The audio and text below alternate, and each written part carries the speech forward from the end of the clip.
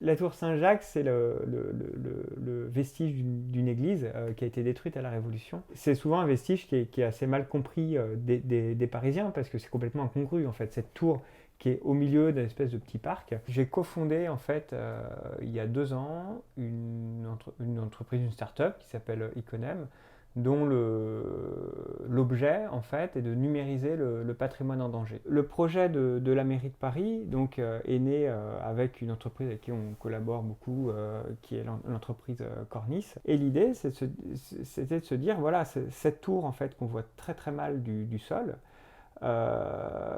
qui a plein de détails architecturaux, de sculptures très fines en partie haute. Finalement, les Parisiens en ont une perception très limitée, quoi. Iconem, c'est une société qui a des drones qui permet de prendre en photo du patrimoine.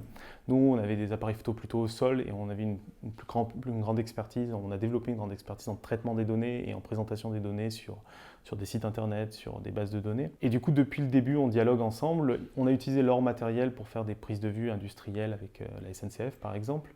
Et la tour Saint-Jacques, c'est un peu dans l'autre sens où on utilise notre matériel et leurs connaissances et matériel pour aller faire une numérisation du patrimoine, tout en mettant derrière nos connaissances en traitement des données, en mise en ligne des données, etc. On a été faire une prise de vue où on a pris en photo les 4 faces de la tour Saint-Jacques et puis des parties un peu de 3/4, etc. On a fait des photos depuis le sol, on devrait faire des photos de drone sous peu. Iconem est en train de travailler à faire une reconstruction 3D. Et tout ça pour être mis en valeur et pour que tout le monde puisse apprécier au maximum la tour Saint-Jacques et que ce soit conservé, qu'on ait un peu une photo à un instant T. Toutes ces techniques qu'on est en train de développer, notamment avec Cornis justement sur la tour Saint-Jacques, c'est des techniques qui pourront être très très utiles pour la gestion en général des monuments historiques en France. Ça donne finalement une nouvelle dimension à la représentation de ces monuments et du coup à l'étude de leur dégradation, etc.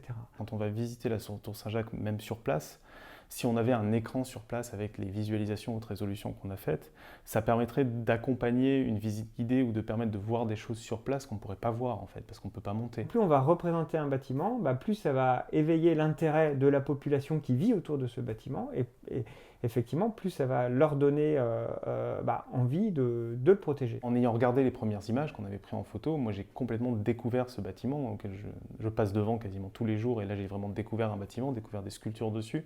Quand on va rajouter du contenu historique, je pense qu'il y a beaucoup de monde, j'en ai fait partie, qui vont découvrir qu'en fait c'était une église, la tour Saint-Jacques, et qu'il y a toute l'église qui a disparu, il ne reste plus que le clocher, enfin, qu'une partie de l'église.